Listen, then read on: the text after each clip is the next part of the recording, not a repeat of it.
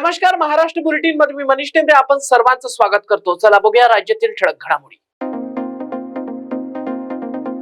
सांगली कृष्णा नदी पात्रामध्ये मोठ्या प्रमाणात शेरी नाल्याचे पाणी मिसळत आहे। अनेक वर्षापासून असणारा शेरी नाल्याचा प्रश्न पुन्हा एकदा ऐरणीवर आलाय। कृष्णा नदीच्या पात्रामध्ये महानगरपालिकेचे लाखो लिटर सांडपाणी थेट कृष्णा नदी पात्रात मिसळत आहे। त्यामुळे सांगलीकरांचे आरोग्य हे पुन्हा धोक्यात आले आहे। त्या पार्श्वभूमीवर शेरी नाल्याच्या प्रश्नाकडे लक्ष वेधण्यासाठी सामाजिक संघटना आक्रमक झाल्या आहेत।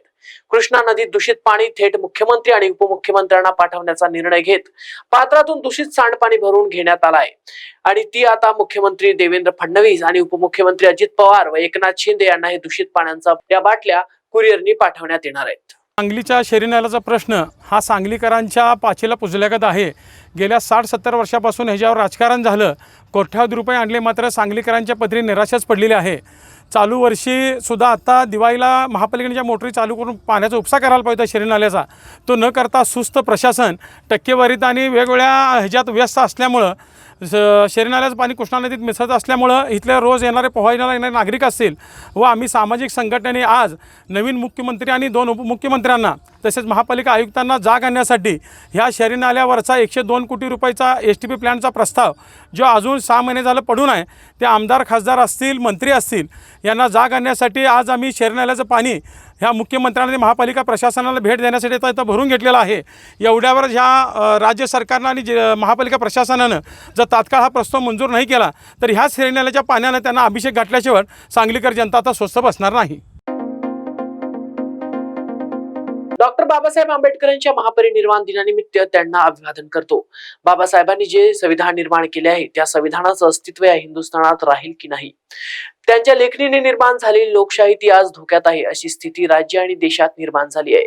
पण बाबासाहेबांचे विचार हे संविधान रक्षणाची ऊर्जा आमच्यासारख्या कार्यकर्त्यांच्या मनगटात आहे आणि आम्ही संविधान रक्षणासाठी प्रयत्न करत आहोत, अशी प्रतिक्रिया विधान परिषदेचे विरोधी पक्षनेते अंबादास दानवे यांनी दिली आहे। सर्वात आधी परमपूजनीय भारतरत्न डॉक्टर बाबासाहेब आंबेडकर यांच्या महापरिनिर्वाण दिनानिमित्त अभिवादन। 68वा महापरिनिर्वाण दिन आज होतोय आणि या स्थितीत होतो की मागच्या काळामध्ये संविधान जे डॉक्टर बाबासाहेब आंबेडकरांनी निर्माण केलेलं आहे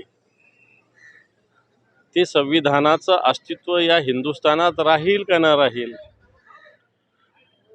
त्यांच्या लेखणीनं निर्माण झालेली लोकशाही आज धोक्यात आहे का सुखात आहे, अशी स्थिती निश्चित राज्य आणि देशात निर्माण झालेली आहे।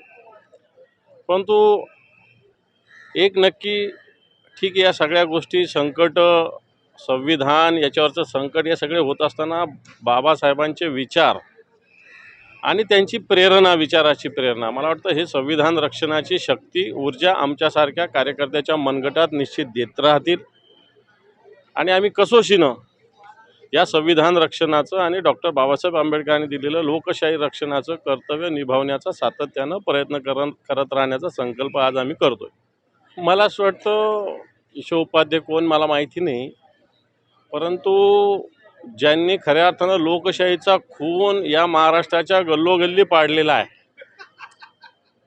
बाबा आढावसारख्या ज्येष्ठ नेत्यांना रस्त्यावर उतरावं लागलेलं आहे आणि या महाराष्ट्राच्या ठिकठिकाणी आंदोलनं होत आहेत EVM विषयी, पैसे वाटप करून मतं खरेदी केल्याविषयी, आणि मला सुद्धा असं कृत्य करून आलेलं सरकार किंवा ज्याच्या काळामध्ये 7 महिन्यात शिवाजी महाराजांचा पुतळा पडला, ज्याच्या काळामध्ये हजारो शेतकऱ्यांनी आत्महत्या केली, ज्यांच्या काळामध्ये महिला माता भगिनीचं संरक्षण नाही, दीन दलितांचं संरक्षण नाही, अशा लोकांचं सरकार लोकशाहीची पायमल्ली करून आलेला असेल तर मला असं वाटतं त्याला जाण्याची आवश्यकता नाही।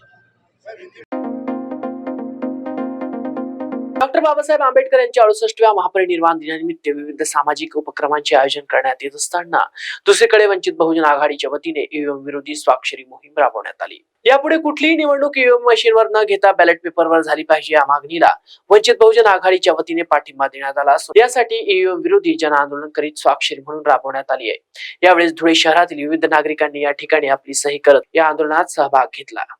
अध्यक्ष अरविंद निकम संपूर्ण महाराष्ट्रभर श्रद्धेय बाळासाहेब आंबेडकर यांच्या आदेशानुसार EVM विरोधात जन आंदोलन गेल्या 3 तारखेपासून छेडण्यात आलेलं आहे।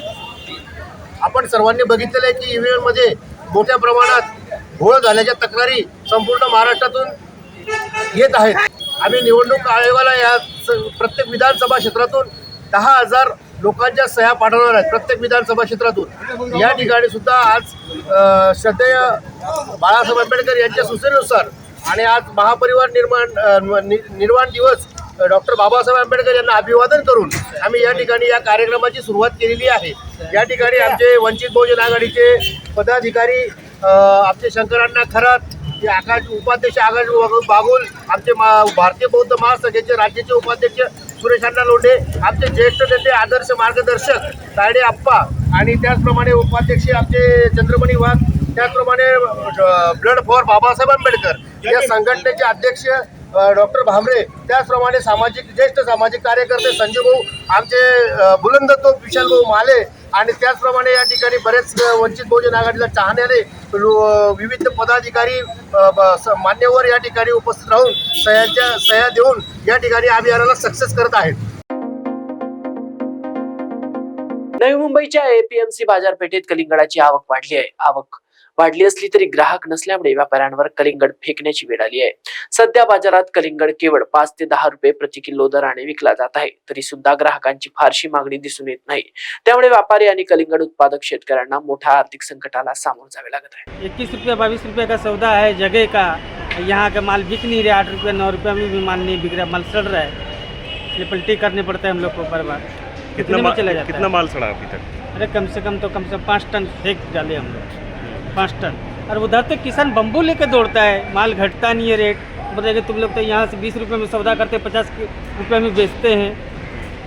एड़ा टेढ़ा अगर चेकिंग करेगा तो भी किसान लोग का बहुत तंग करता है उधर. अब देखो यहाँ फेंकने में जा रहा है सब. भारतरत्न डॉक्टर बाबासाहेब आंबेडकर यांच्या 68व्या महापरिनिर्वाण दिनानिमित्त गोंदिया येथील भीमघाट येथे हजारो भीमसैनिकांनी डॉक्टर बाबासाहेब आंबेडकर यांना अभिवादन केले. गोंदियातील भीमघाट येथे डॉक्टर बाबासाहेब आंबेडकर यांचे स्मृतिस्तंभ आहे. त्यामुळे दरवर्षी महापरिनिर्वाण दिनाला मोठ्या संख्येने अनुयायी येथे येतात आणि त्यांना नतमस्तक होतात.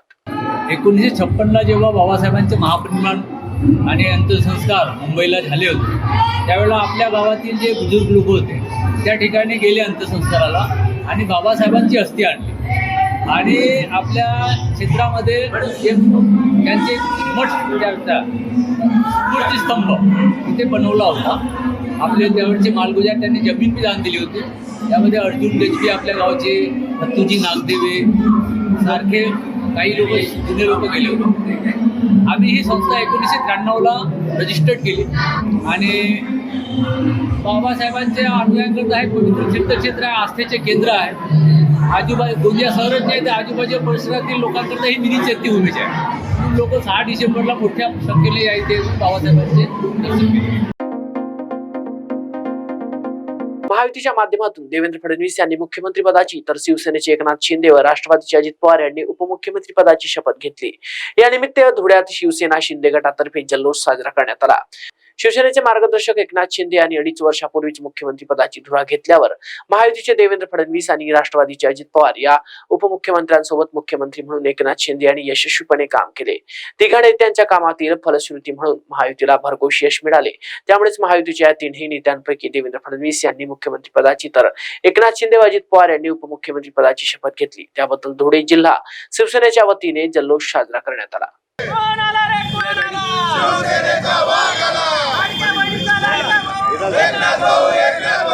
शिवसेनेचे मुख्य नेते आमचे मार्गदर्शक आदरणीय एकनाथजी शिंदे साहेब यांनी 2.5 वर्षापूर्वी मुख्यमंत्री पदाची धुरा हाती घेतल्यानंतर महायुतीचे आदरणीय देवेंद्रजी फडणवीस, राष्ट्रवादीचे अजितदादा पवार या दोघंही उपमुख्यमंत्री महोदयांबरोबर आदरणीय एकनाथजी शिंदे साहेब यांनी महाराष्ट्रामध्ये आज पावे तो कुठल्याही मुख्यमंत्र्याचं एवढ्या यशस्वीपणे काम झालेलं नाही. इतक्या चांगल्या पद्धतीचं काम एकनाथजी शिंदे साहेबांनी आपल्या 2.5 वर्षाच्या कालखंडामध्ये मुख्यमंत्री म्हणून या ठिकाणी केलं.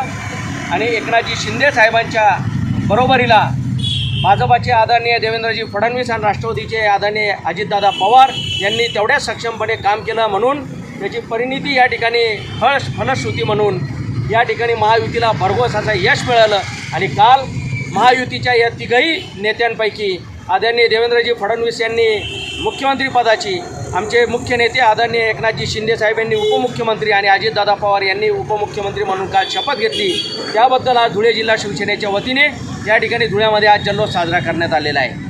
अशाच पद्धतीची उत्तरोत्तर प्रगती होऊन महाराष्ट्राच्या जनतेची सेवा या तिघही नेत्यांच्या माध्यमातून घडो आणि महायुती अधिकाधिक भक्कम हो हीच ईश्वरचरणी प्रार्थना करतो.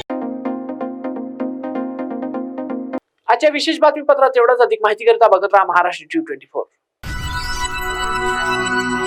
इस खबर के प्रायोजक है शिवशंकर आयुर्वेदिक क्लिनिक, अनुभवी डॉक्टर्स से सज्ज, सभी प्रकार के आयुर्वेदिक दवाइयाँ मिलने का एकमात्र स्थान. इनका पता Shivshankar Ayurvedic clinic, doctor Mangala Ketkar hospital के सामने, महाजन मार्केट के पास, टेम्पल बाजार रोड, सीताबर्डी, नागपुर.